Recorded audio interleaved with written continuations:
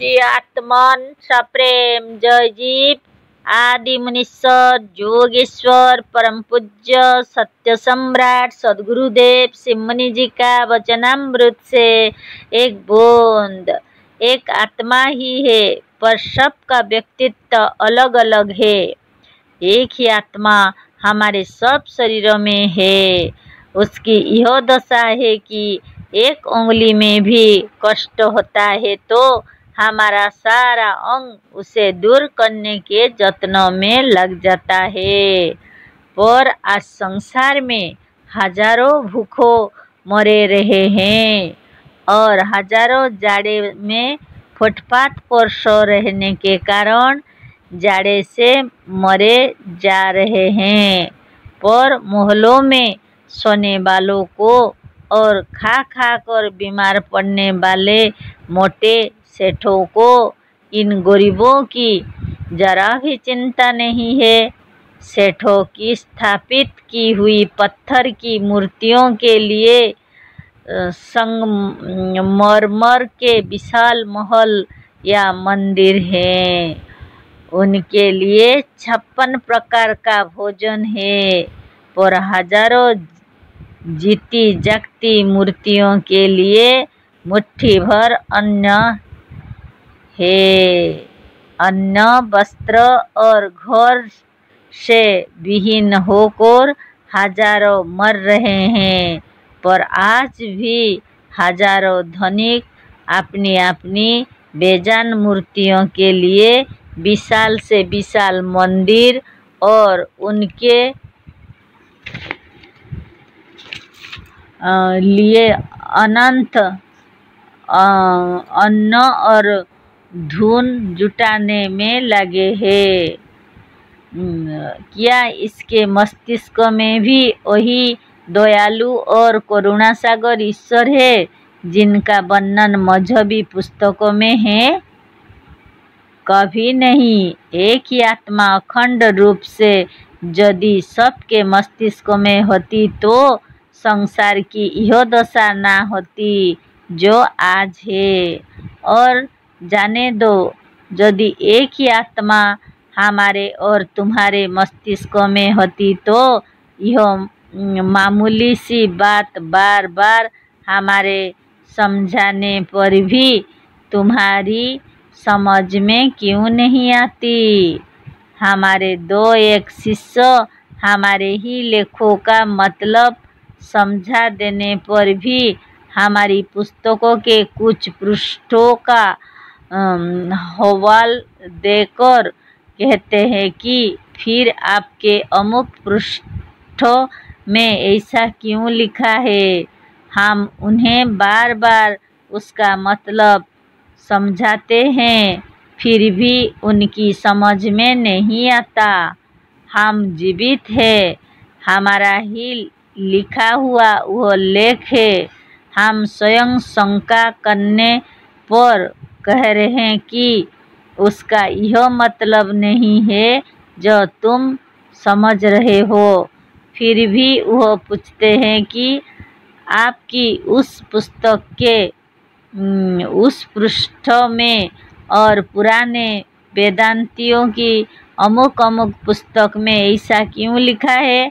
तो लो, अब हम साफ साफ कहते हैं और जोर देकर कहते हैं कि हमारी पुस्तक के पृष्ठों में भी यदि कहीं ऐसी बातें हैं जिनसे आपको यह मालूम होता है कि एक ही आत्मा या परमात्मा अथवा ईश्वर अखंड रूप से सब में या सबके मस्तिष्क में व्यक्त है और सबके व्यक्तित्व का वास्तविक अस्तित्व अलग अलग नहीं है, तो हमारी पुस्तक के भी उन पृष्ठों को फाड़कर जला दो।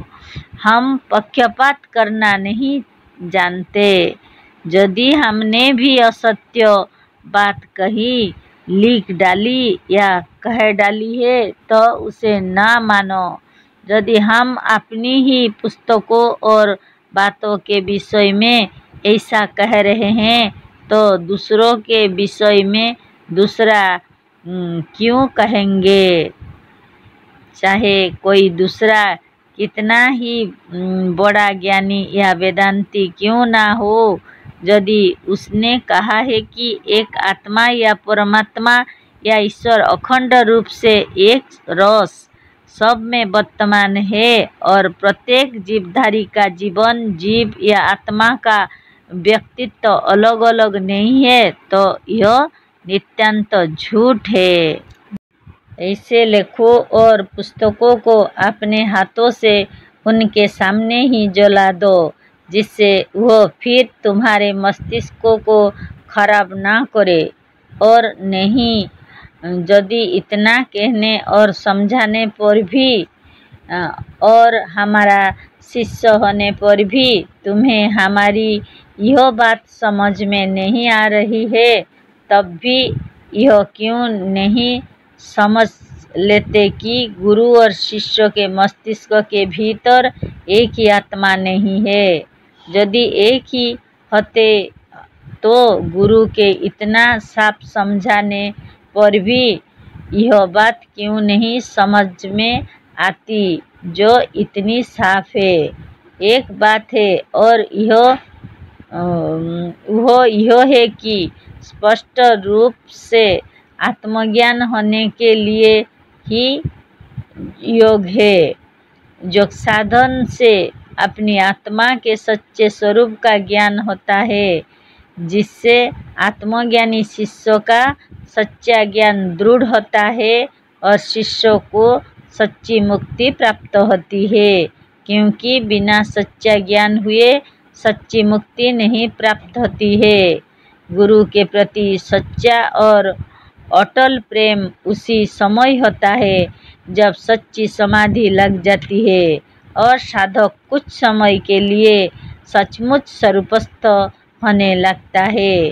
पर समाधि से मतलब मठपतियों के अनुसार कभी कभी बेहोश हो जाने से नहीं है।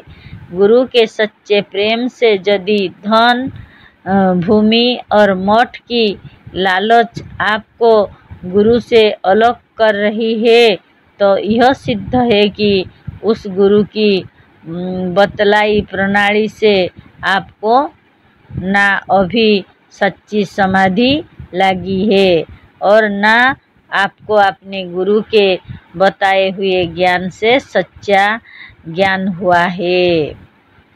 सच्ची समाधि लगी है। हमें आज जो कहना था कह चुके, अब आगे फिर इसी पुस्तक में लिखेंगे जो हमें कहना होगा। हम बराबर साधन कर रहे हैं और सच्चे ज्ञान का मनन कर रहे हैं। हमें इस विषय में जो कुछ मालूम है या हमें इस विषय में जो कुछ कहना है, उसका हजारों हिस्सा भी इतनी पुस्तक और लेखों के लिखने के पश्चात भी ना लिख सके हैं, ना कह सके हैं। इन पुस्तकों और व्याख्यानों के अलावा ज्ञान शक्ति नाम की पत्रिका में भी लिखा करते हैं। अतः हमारे शिष्यों को ज्ञान शक्ति पत्रिका को भी अवश्य देखते रहना चाहिए। एक बात और कहनी है, जैसे हम बराबर इस सत्य ज्ञान के प्रचार में लगे हैं, उसी तरह से आप भी अवसर मिलने पर यथाशक्ति इस ज्ञान के प्रचार में लगे रहे और इसके लिए ऐसा करें कि हमारे संपादकत्व में जो ज्ञान शक्ति नाम की मासिक पत्रिका निकलती है, उसके पढ़ने वाले, मंगाने वाले और खरीदने वाले बढ़ें, जिससे आपके इस सत्य ज्ञान का प्रचार वेग के साथ संसार में फैले। यह समझ ले कि यह ज्ञान जितना ही संसार में फैलेगा, आपकी आत्मा को उतना ही संतोष होगा और उतनी ही शांति मिलेगी। सब आत्मा की देन है। हमारे पास जो कुछ है सब हमारी आत्मा की देन है, हमारी आत्मा की कमाई है। ईश्वर की कृपा का फल नहीं है। आपने अंग्रेजी नहीं पढ़ी है तो अंग्रेजी नहीं आवेगी। आपने संस्कृत विद्या नहीं पढ़ी है तो संस्कृत नहीं आवेगी। ईश्वर ने अपना ज्ञान संस्कृत में कहा तो उसे संस्कृत विद्या अधिक प्यारी होगी। और आर्य समाजियों के कथा अनुसार उसने सृष्टि के आरंभ में, जबकि संसार में किसी विद्या और ज्ञान का प्रचार नहीं था, तब उसने ऋषियों के मस्तिष्क में ऐसे प्रेरणा दी कि उन्हें संस्कृत विद्या का ज्ञान और वेदों का ज्ञान हो गया। तो इससे मालूम होता है कि ईश्वर किसी कारण से वैदिक ज्ञान और संस्कृत विद्या का प्रेमी है और इसका वह प्रचार चाहता है।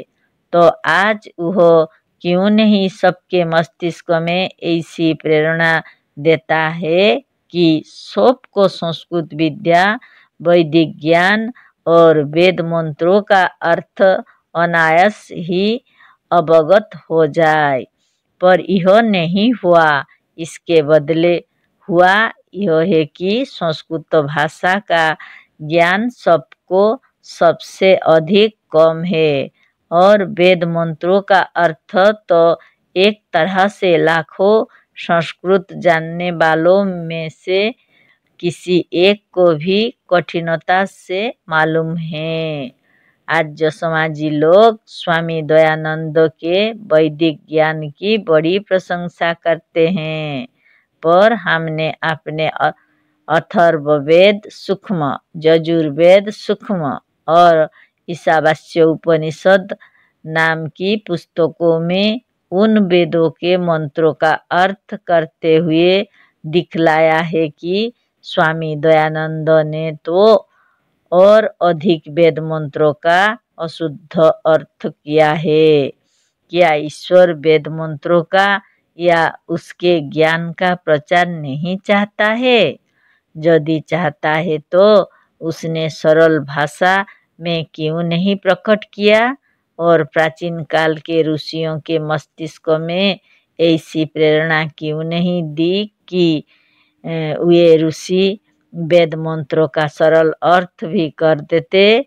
आर्य समाजियों के अनुसार तो वेद मंत्रों का अर्थ ईश्वर की प्रेरणा से ऋषियों ने किया था, पर वह लुप्त हो चुका है। वह कौन लोग थे जो सर्वशक्तिमान ईश्वर की इच्छा के विरुद्ध उसे लुप्त कर दिया? जो वेद मंत्र में सच्चा अर्थ था और ईश्वर के प्यारे ऋषियों ने किया था, ईश्वर ने उसे क्यों लुप्त होने दिया? क्या ईश्वर भी चाहता है कि संस्कृत, वेद विद्या और वैदिक ज्ञान का प्रचार ना हो? यदि ऐसा था तो उस ज्ञान को ऋषियों के मस्तिष्क में प्रेरित ही क्यों किया? यदि नहीं तो उस शुद्ध और सच्चे अर्थों को जिन्हें ईश्वर की प्रेरणा से ऋषियों ने किया था, लुप्त क्यों होने दिया? कहा जाता है कि हजरत मोहम्मद कुछ पढ़े लिखे नहीं थे, पर ईश्वर की प्रेरणा से बहुत अच्छी भाषा में उन्होंने कुरान की आयतों को कहा। तो फिर इस क्लिष्ट अरबी भाषा का ज्ञान आज अनायास ही लोगों को बिना पढ़े ईश्वर की प्रेरणा से क्यों नहीं हो जाता? अरबी भाषा में खुदा का अपने ज्ञान को प्रकट करना यह सिद्ध करता है कि खुदा उसका प्रेमी और भाषाओं से अधिक है। तो वह उसका प्रचार चाहता होगा और वह अपढ़ के मस्तिष्क में भी प्रेरणा देकर अरबी भाषा का ज्ञान क्यों नहीं होता तो उसे खुदा क्यों नहीं करा देते? जो आज नहीं कराता वह उस समय भी नहीं कराया होगा। कुरान अवश्य अरब देश के किसी अरबी भाषा जानने वाले की बनाई हुई है। ईश्वर और खुदा कब चाहेगा कि वेद, कुरान और इंजील का प्रचार आज ना हो, पर आज बिना पढ़े कुछ नहीं आता। आज जो इंजिल, कुरान और वेद का प्रचार है, यह सब मनुष्य आत्मा के प्रचार का फल है। यदि ईश्वर की प्रेरणा से वेद का ज्ञान हुआ होता और वह हो सकता होता, तो आज सबको उनका ज्ञान होता और सारे संसार में वैदिक ज्ञान और वैदिक धर्म का प्रचार होता। क्या ईश्वर भी अपने वैदिक धर्म का प्रचार नहीं चाहता? ऐसा कब हो सकता है? यदि उसके चाहने पर भी वैदिक धर्म का प्रचार नहीं होता, तो वह सर्वशक्तिमान कैसे है? यही बात कुरान और इंजिल के धर्म के साथ भी है। यह स्पष्ट है कि जब मनुष्यों ने चाहा तो वेद बनाया और वह जितना प्रचार कर सका उतना हुआ। यदि वेद ईश्वर का बनाया होता तो उसका इतना अल्प प्रचार ना होता। ईश्वर चाहे और वह ना हो। इसके सिवा यदि वेद ईश्वर का बनाया होता तो वह कुरान को ना बनने देता, ना उसका प्रचार होने देता। क्या वेदों के बनने के बाद भी कुरान की आवश्यकता रह गई थी? क्या वेदों में इतनी कमी रह गई थी? क्या ईश्वर के बनाने पर भी उसमें कमी और भूल रह गई? अतः यह सिद्ध है कि वेद, कुरान या इंजिल कोई भी पुस्तक ईश्वर की बनाई हुई, प्रकट की हुई या प्रचलित की हुई नहीं है। यदि वैदिक धर्म ईश्वरीय धर्म होता तो उसके प्रचार में मुसलमान और ईसाई बाधा नहीं डाल सकते थे।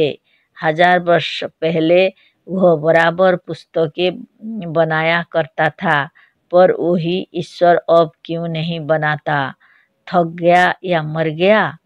यह सब बातें झूठे हैं और मजहबी लोगों की गढ़ी हुई हैं। सच्ची बात यह है कि ईश्वर नाम की कोई वस्तु नहीं है और ना उसकी बनाई हुई कोई किताब है। सब मनुष्यों ने बनाया है और सब मनुष्यों ने किया है। सब मनुष्यों का किया होता है और वही होता है जितना जीव करता है। ईसाइयों ने खूब सुसंगठित रूप में परिश्रम के साथ प्रचार किया, इसीलिए इंजिल का प्रचार वेद और कुरान सबसे अधिक हो गया। मतलब यह है कि सब मनुष्यों के लिए हुआ है और आगे भी होगा। ईश्वर और खुदा के भरोसे यदि कुछ होता तो वैदिक धर्म या इस्लाम ही सबसे अधिक प्रचलित होता। सबसे बड़ी बात यह है कि यदि ईश्वर होता तो वो अपने बिल्कुल विरुद्ध मुनि समाज के सिद्धांतों का और हमारे पुस्तकों का प्रचार ना होने देता। ज्ञान शक्ति को तो प्रकाशित ही ना होने देता। जहाँ से ज्ञान शक्ति निकलती है वहाँ की धरती ही धंस जाती। हमें जन्म ही ना लेने देता, या जन्म लेने पर जब उसके विरुद्ध लिखने लगे तो हमें उसी समय मार डालता। पर यह बात नहीं हुई। अतः यह सिद्ध है कि सचमुच ईश्वर नहीं है। मुनि समाज ही क्यों, ईश्वर को ना मानने वाले बौद्धों, जैनों का भी प्रचार ना होने पाता। बौद्धों लोगों ने जी जान से अपने प्राणों को हथेली पर रखकर अपने जीवन भर प्रचार करते हुए आगे बढ़ते गए और अपनी संस्था से एक पैसा भी ना लेकर भीख मांगकर खाया और अपार लगन के साथ प्रचार किया। जहाँ कहीं जो कुछ हुआ है सब मनुष्यों के लिए हुआ है। हमारी मुनि समाज का या इसके सिद्धांतों का उतना ही प्रचार हुआ है जितना हमने या हमारे शिष्यों ने किया है। मनुष्य की बुद्धि और मस्तिष्क में यदि ईश्वर द्वारा प्रेरणा हो सकता होता तो वो हमारी बुद्धि में ऐसी बातें आने ही नहीं देता कि ईश्वर नहीं है। अतः यह सिद्ध है कि यह ज्ञान हमारी प्रेरणा से हमारे मस्तिष्क में आई है, ईश्वर की प्रेरणा से नहीं। अपने ही विरोधी ज्ञान की प्रेरणा ईश्वर नहीं कर सकता। यदि मनुष्य के मस्तिष्क से अज्ञान, असत्य और पाप ईश्वर की प्रेरणा से निकल सकता होता तो सारे संसार से निकल गया होता, क्योंकि ईश्वर या कोई भी बाप कैसे चाहेगा कि कोई भी उसका पुत्र अज्ञानी और बद्ध रहे और मुक्ति लाभ ना कर सके।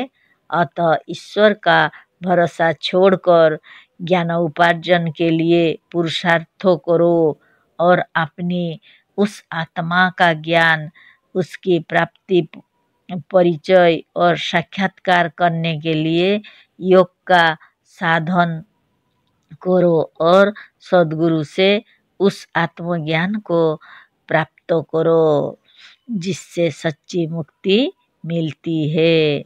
आत्मज्ञान को प्राप्त करो। हमारी बनाई हुई सारी पुस्तकों का बार बार स्वाध्याय और मनन करो और मुनियों के साथ बैठकर सत्संग करो। परिश्रम के साथ, बुद्धि के साथ और प्रेम तथा पुरुषार्थ के साथ आत्मज्ञान की पुस्तकों का स्वाध्याय, सत्संग, साधन और सद्गुरु के उपदेश को प्राप्त करो। बिना किए कुछ ना होगा। ईश्वर का भरोसा छोड़ दो। स्वतंत्रता अपने स्व की तंत्रता है। स्वाधीनता अपने स्व में स्थित होने का नाम है। अतः जिन पुस्तकों में स्व के अधीन है, स्वराज अपने स्व का राज है। स्वरूपस्थता या समाधि अपने स्व की बातें और आत्मा की बड़ाई छोड़कर दूसरे जड़ तत्वों की मूर्ति और प्रेतों की, देवी देवताओं की और ईश्वर की है। और तुम्हारे स्व को, तुम्हारा आत्मा को, तुम्हारे नीच को किसी का दास, गुलाम और ईश्वरादि किसी के अधीन बताया गया है। ऐसे पुस्तकों का पाठ स्वाध्याय नहीं, ईश्वराध्याय है, भूताध्याय है, प्रेताध्याय है और देवाध्याय है। और यह ज्ञान के पन्ने नहीं, तुम्हारे लिए जहर के पन्ने हैं। ऐसी पुस्तकें तुम्हें देवी देवता, भूत प्रेत और ईश्वर के भरोसे में रख के तुम्हें स्वावलंबी, स्वतंत्र और मुक्त नहीं होने देंगी, किंतु ऐसी पुस्तकें तुम्हारी बुद्धि को ऐसी कुंठित कर देंगी कि तुम सच्ची मुक्ति की बात समझ भी नहीं सकोगे। मुक्ति को पाना तो बड़ी दूर की बात है। सच्चा स्वराज, सच्ची स्वतंत्रता और सच्ची मुक्ति किसी दूसरे के अधीन नहीं, तुम्हारे अधीन है। हम बार बार अपनी पुस्तकों को पढ़ने के लिए इसीलिए कहते हैं कि अत्यंत शुद्ध, अत्यंत स्वतंत्र और अत्यंत निष्पक्ष और पवित्र आत्मज्ञान आपको दूसरे पुस्तकों में नहीं मिलेगा। आत्मबल, आत्मज्ञान और स्वावलंबन की प्रशंसा बहुतों ने की है, पर उन पुस्तकों के आदि में उन्होंने स्वयं पहले ईश्वर की स्तुति कर ली है। जगह जगह पर ईश्वर को जोड़ दिया है। स्वावलंबन पर लिख कर भी, यह कह कर भी कि उन्नति वही कर सकता है जो स्वावलंबी है, जो अपना भरोसा करता है। पर अंत में यह लोग यह भी लिख देते हैं कि ईश्वर का भरोसा न छोड़ना, बिना ईश्वर की कृपा के कुछ नहीं होगा। इन लोगों की पुस्तक वह दूध और वह घी है जिसमें जहर मिला हुआ है, जिसे पीकर मनुष्य अपने स्वतंत्र जीवन से हाथ धो बैठता है और अनंत वर्षों तक बद्ध होकर अज्ञान और दासता के समुद्र में डूबता रहता है। हमारी बनाई हुई पुस्तकों और ज्ञान शक्ति नामक पत्रिका में ही आपको निष्पक्ष, सत्य और निर्भीक ज्ञान मिलेगा। बंधन और मुक्ति। बंधन पराये से होता है, अपने आप से नहीं। अपने आप के बंधन से भी वास्तव में बंधन नहीं होता। अपने एक हाथ से दूसरे हाथ को पकड़ लो और खूब दृढ़ रूप से पकड़े रहो, फिर भी जहाँ चाहो जा सकते हो। वास्तव में कोई बंधन नहीं है। पर दूसरा जो अपना आप नहीं है, वह यदि अपने हाथ से तुम्हें मजबूती के साथ पकड़ ले, तुम जहाँ चाहो नहीं जा सकते, क्योंकि पराये की पकड़ से। पराये को बांधने से बंधन होगा, मुक्ति नहीं। नियम है पराये से बंधन और अपने आप से मुक्ति। मुक्तिदाता अपना आप ही है और जो मुक्तिदाता है वही उपास्य है, वही उपासना करने योग्य है। संसार भर में एक योग मार्ग ही ऐसा मार्ग है जिसमें अपने आप की उपासना है। हर प्रकार के पराये से, हर प्रकार से दूसरों को छोड़कर अपने आप की उपासना करना, अपने आप की ओर मुड़ना, अपने आप में स्थित होना योग है। योग में आत्म पूजा है और सब दूसरे मार्गों में अपने आप को छोड़कर दूसरे की पूजा है, चाहे वह देवी देवता, भूत प्रेत, विषय वासना अथवा ईश्वर का ही क्यों ना हो। ईश्वर को मजहबी लोग प्रभु और मालिक कहते हैं। मालिक का अस्तित्व ही नहीं रहेगा यदि उसके कुछ सेवक, गुलाम या दास ना हो। वो राजा कैसे है यदि उसकी कोई प्रजा नहीं है? वो शासक कैसे है यदि कोई उसके शासन द्वारा शासित नहीं है? अतः ईश्वर को मानने वाला ईश्वर को प्रभु और अपने को उसका दास, गुलाम या सेवक मानता है। ईश्वर को शासक और अपने को शासित मानता है। ईश्वर को स्वाधीन और अपने को पराधीन मानता है। ईश्वर को मुक्त और अपने को बद्ध मानता है। मालिक अपने बैल को जिसे बांधे हुए है अच्छे से अच्छा भोजन दे सकता है और सुख दे सकता है, पर उसको स्वतंत्र नहीं कर सकता। थोड़ी देर के लिए उसका मालिक यदि उसका एक बंधन खोलता भी है तो उसे लाकर अपने हॉल या गाड़ी में जोतने के लिए मुक्त करने के लिए नहीं। यदि वह अपने बैल को एक बंधन से अलग करता है तो दूसरी जगह बांध भी देता है। अपने बैल को कष्टदायक स्थान के खूंटे से खोलकर दूसरे स्थान में बांध देता है। भक्त भी कहते हैं कि जब ईश्वर प्रसन्न होगा तो तुम्हें अपनी सेवा में बुला लेगा। अपना गुलाम बना लेगा।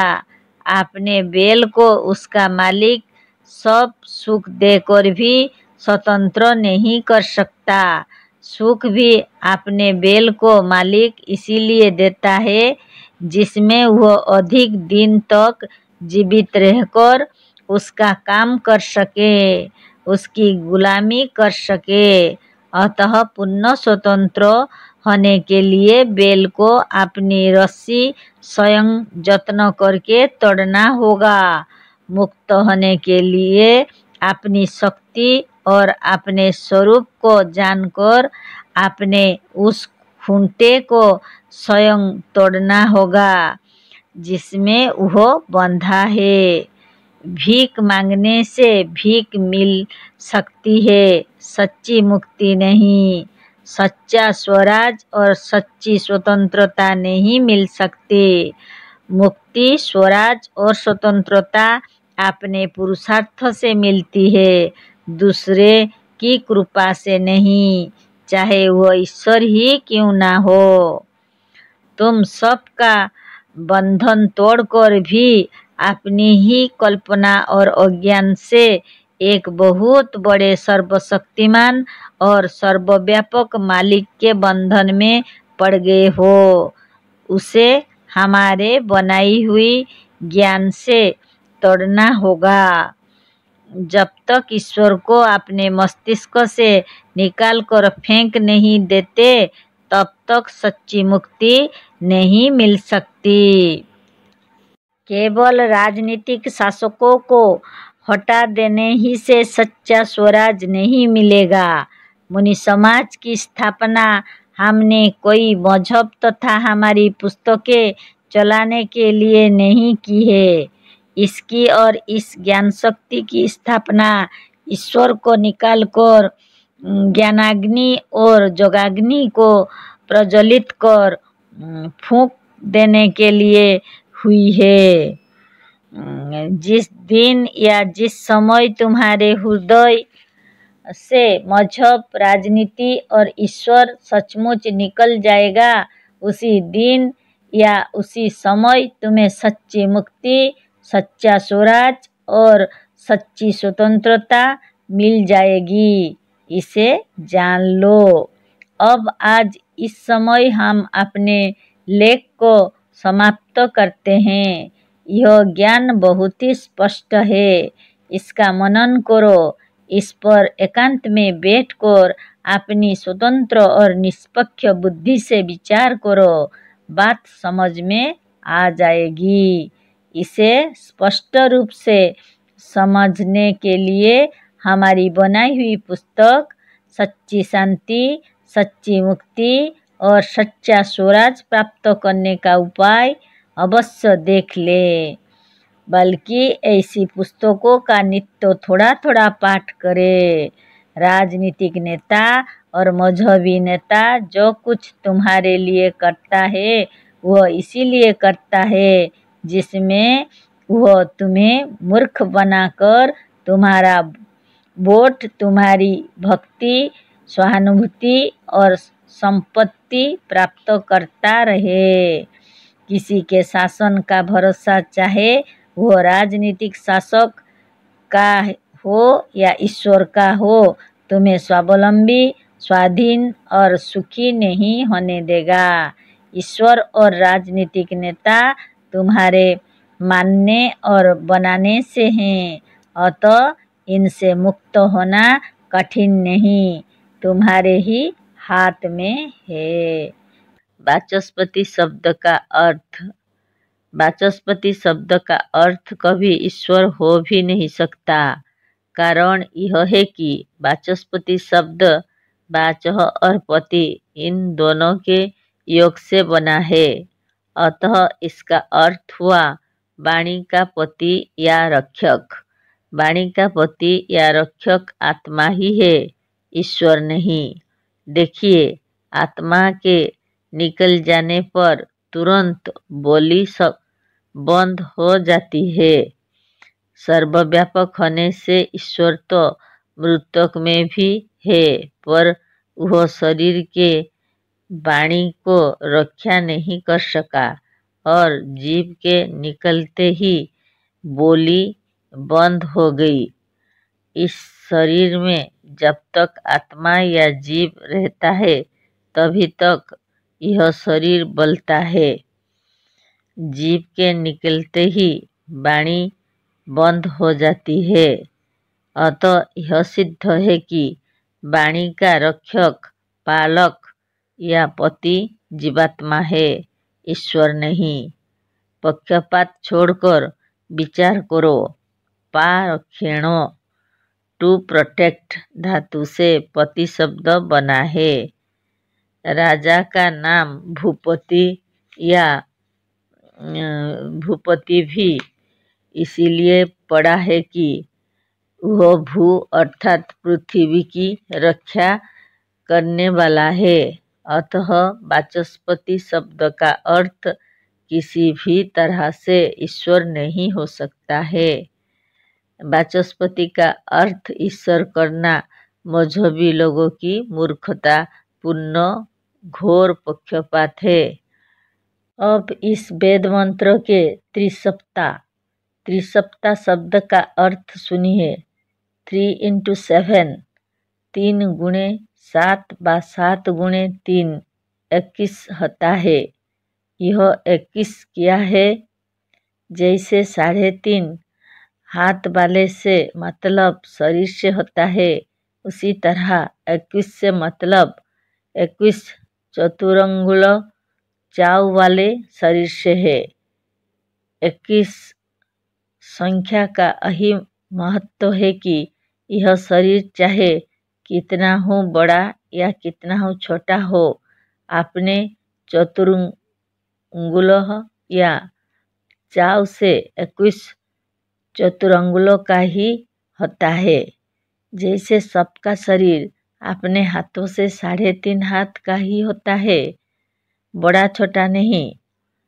यह शरीर अपने हाथ से 3.5 हाथ और अपने बीतस्ती अर्थात बालिस्तों से ओ बालिस्तों बीते का होता है, क्योंकि एक बालिस्तों या बीता अथवा बीतस्ती 3 चतुरंगुलों या चाव का होता है और एक हाथ 2 बीतों का होता है। अतः सबका शरीर 21 चाव या चतुरंगुलों का होता है।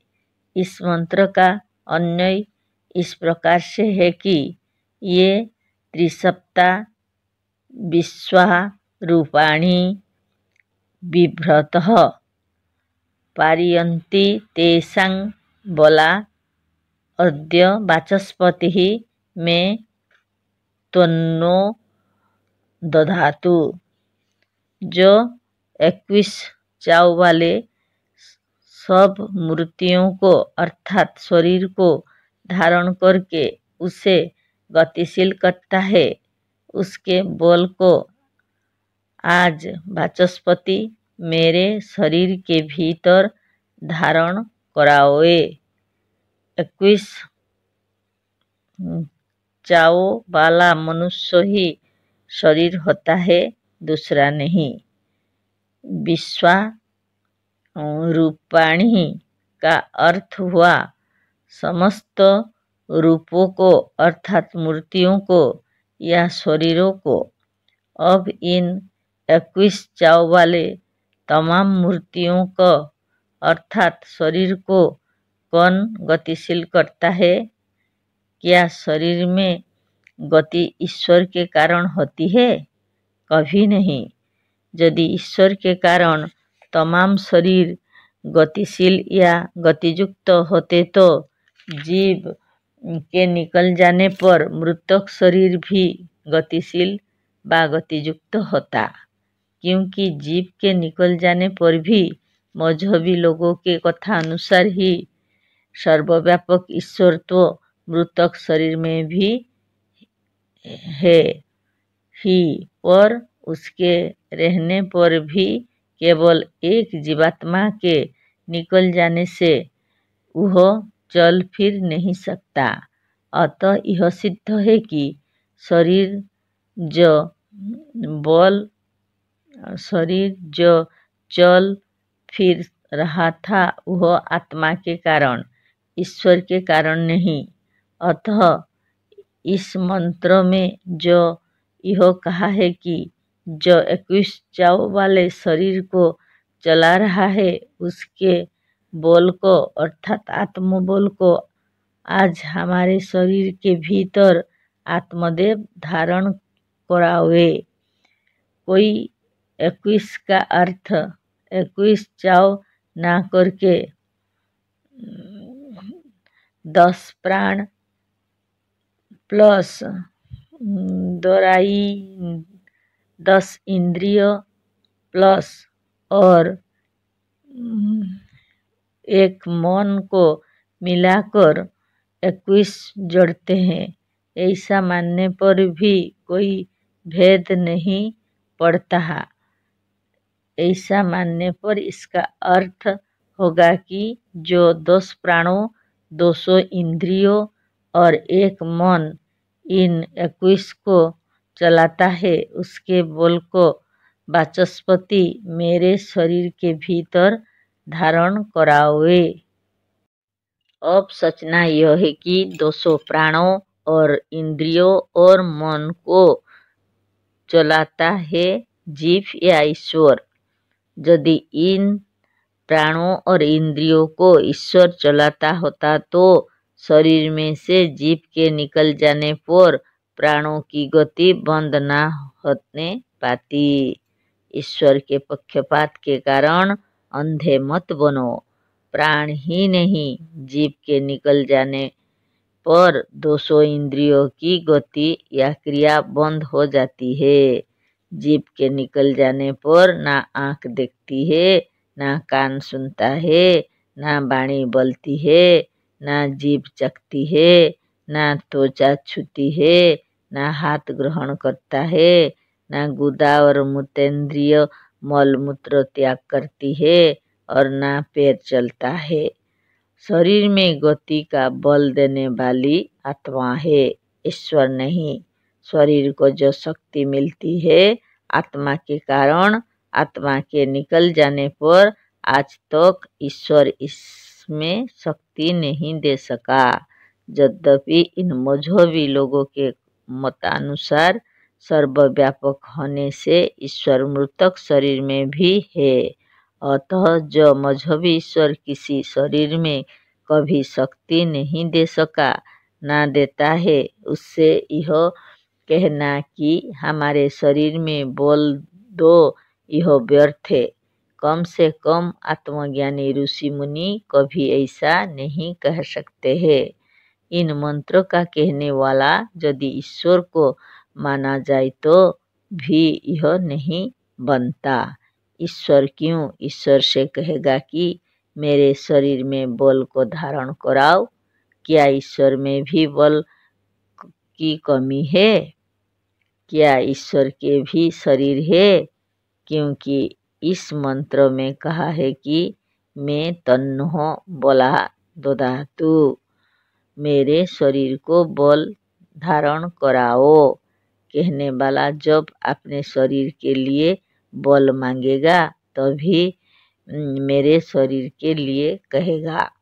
जब ईश्वर के शरीर है ही नहीं तब ईश्वर कैसे ईश्वर से अपने शरीर के भीतर बल डालने के लिए कहेगा?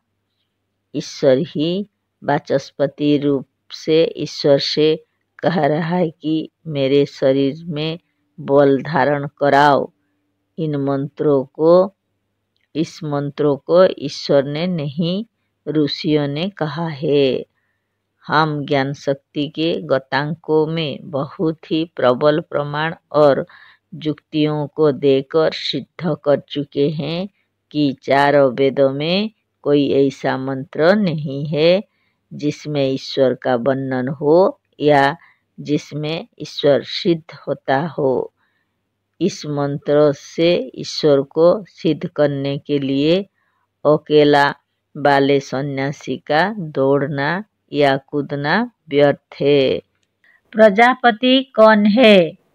वेद के अंग शतपथ में कहा है कि प्रजापति वै वाचस्पतिः। सं 4119, जिससे यह प्रकट होता है वाचस्पति ही प्रजापति है। मजहबी लोग प्रजापति को भी ईश्वर का नाम बतलाकर लोगों को वाचस्पति के विषय में भ्रम डालते हैं, पर निष्पक्ष होकर वेदों के देखने से यह स्पष्ट हो जाता है कि प्रजापति नाम आत्मा का है। यजुर्वेद अंक 31 मंत्र 19 को देखिए। प्रजापतिश्चरति गर्भे अंतरजायमानः बहुधा विजायते। यजुर्वेद अंक 31 मंत्र 19। इसका अन्वय हो जायमानः प्रजापति गर्भे अंतः चरति बहुधा विजायते। अजायमानः शब्दार्थ जो स्वरूप से नहीं जन्म लेता, अर्थात जो स्वरूप से अनादि है, वह प्रजापति ही प्राणियों को उत्पन्न करके उनकी रक्षा करने वाला। गर्भे अंतः गर्भ के भीतर, चरति प्रवेश करता है या चलता है, और ऐसा करके बहुधा बहुत प्रकार से, अनेक रूप धारण करके अनेक प्रकार से, विजायते विजायते जन्म लेता है, उत्पन्न होता है।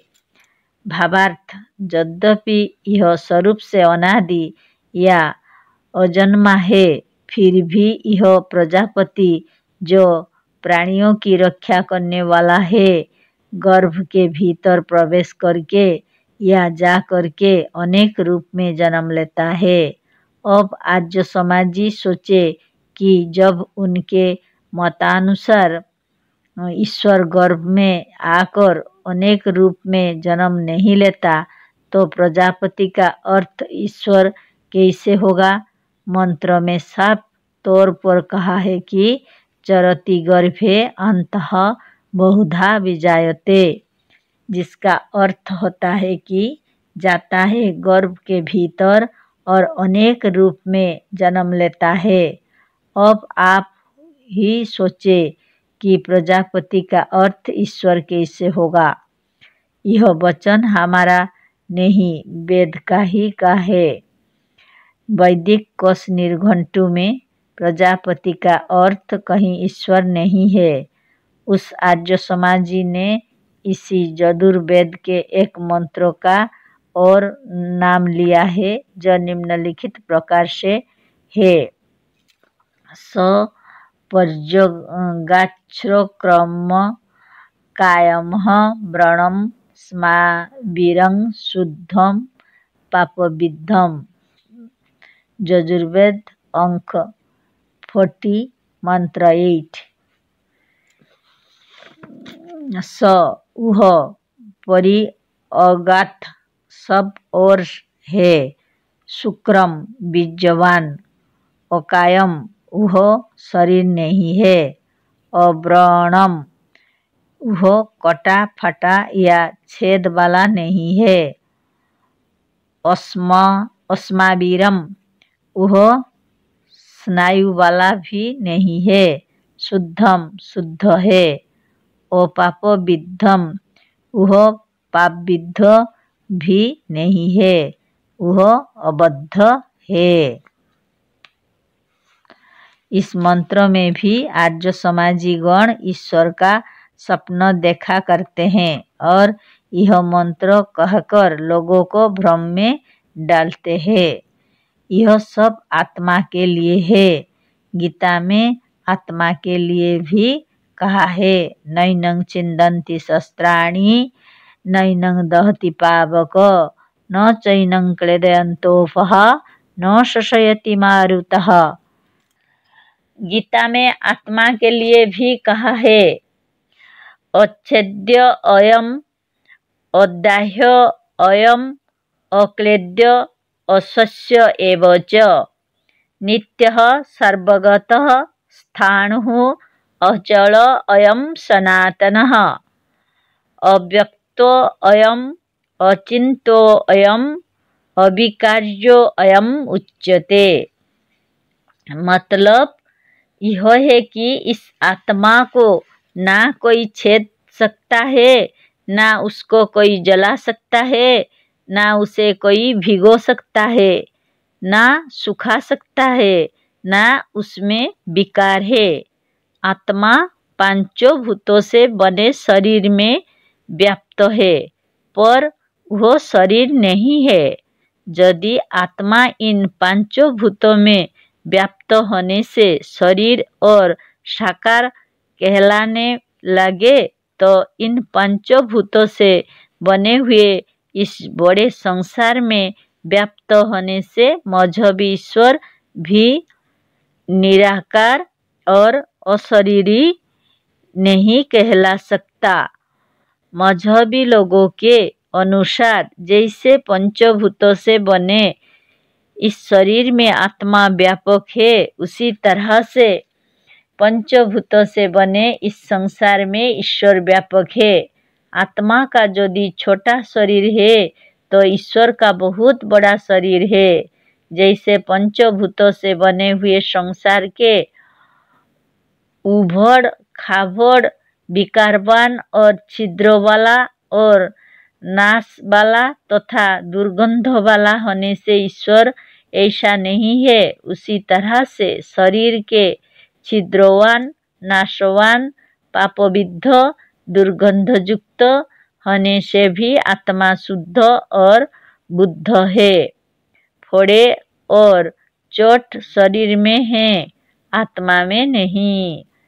वैसे तो ईश्वर जिसमें है वहाँ भी पाखाने हैं, नाबदान है, दुर्गंधयुक्त सड़े पदार्थ हैं, बड़े बड़े गड्ढे हैं और ज्वालामुखी पर्वत हैं।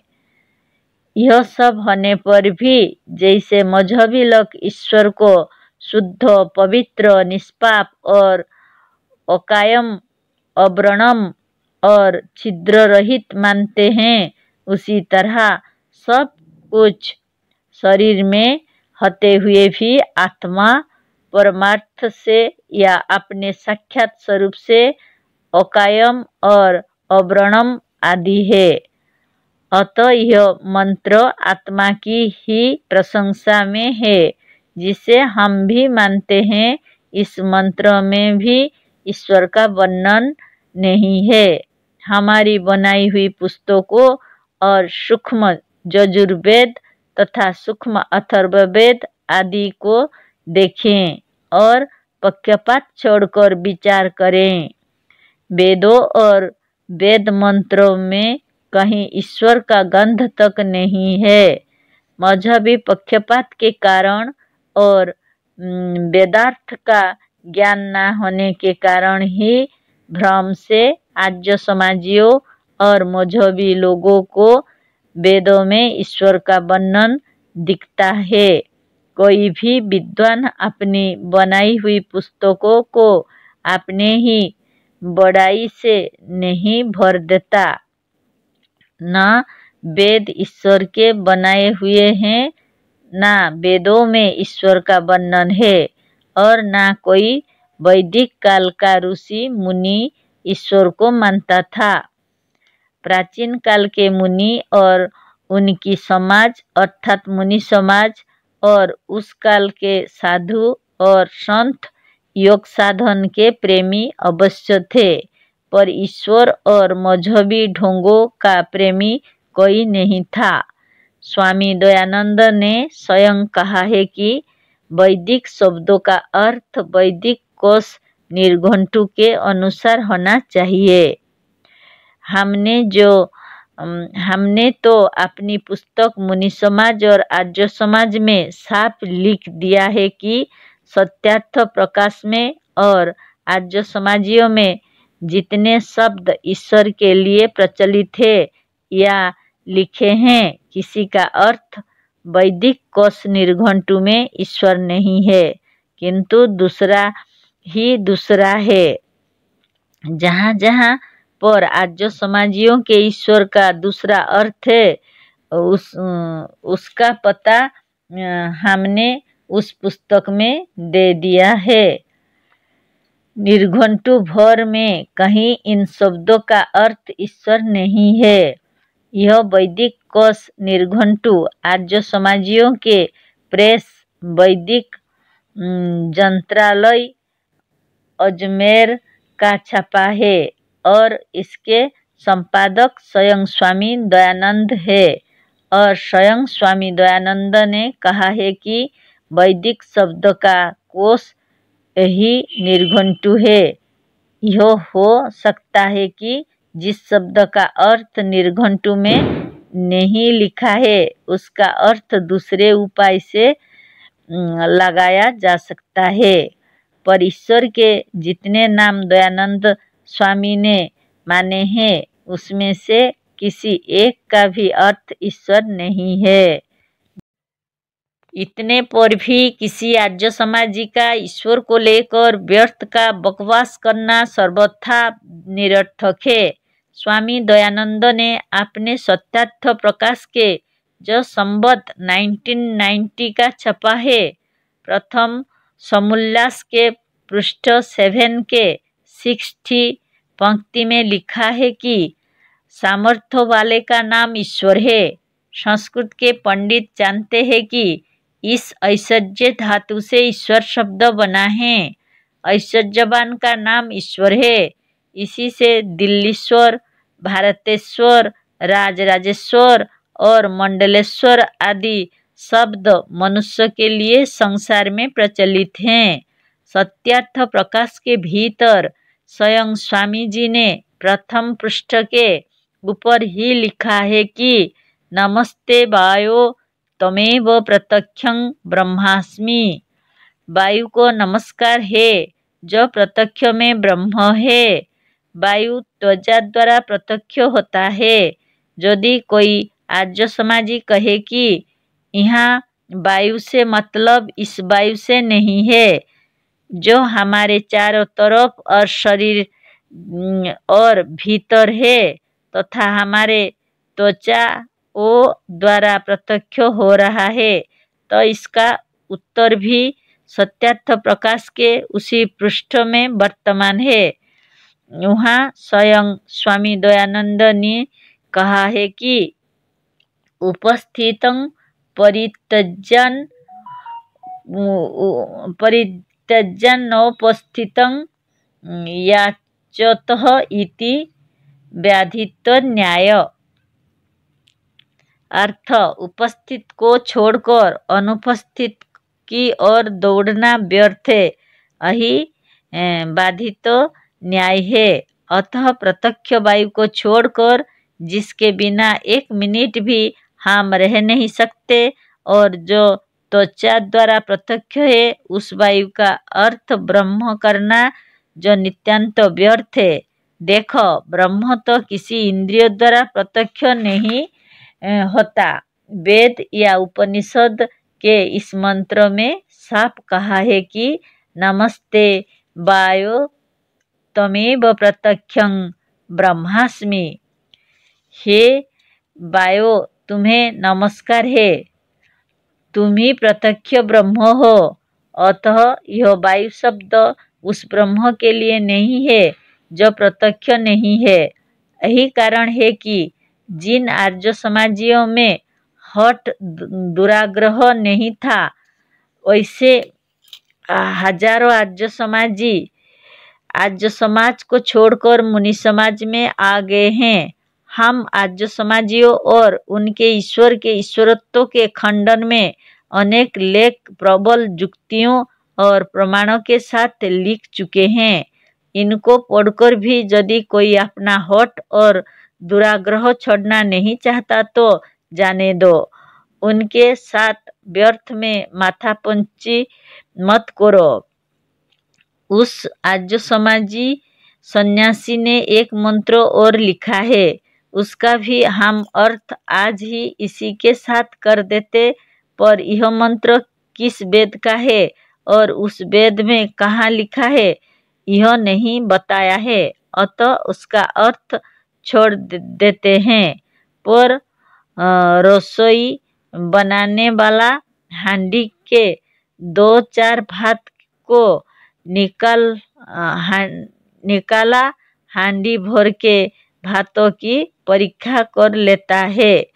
हम तो आर्य समाजियों के विरुद्ध सैकड़ों लेख प्रबल और अकाट्य युक्तियों और प्रमाण के साथ लिख चुके हैं, अतः उसे पढ़कर अब मनन करना चाहिए। सत्यार्थ प्रकाश के खंडन में हम परमार्थ प्रकाश नाम से अलग एक मोटी पुस्तक लिख चुके हैं, उसे ज्ञान शक्ति प्रेस गोरखपुर या प्रकाशन विभाग दिल्ली से मंगा कर देख ले। बिना निष्पक्ष होकर मनन किए कुछ नहीं होगा। आर्य समाजियों को समझाने के लिए ही हम नहीं है, ना हमारी ज्ञान शक्ति है। ईश्वर के खंडन में ज्ञान शक्ति नाम की पत्रिका के भीतर और हमारे बनाए हुए ग्रंथों के भीतर अनेक लेख छप चुके हैं, उन्हें देखकर मनन करें। इसके अलावा और हम क्या कह सकते हैं। जय जीव।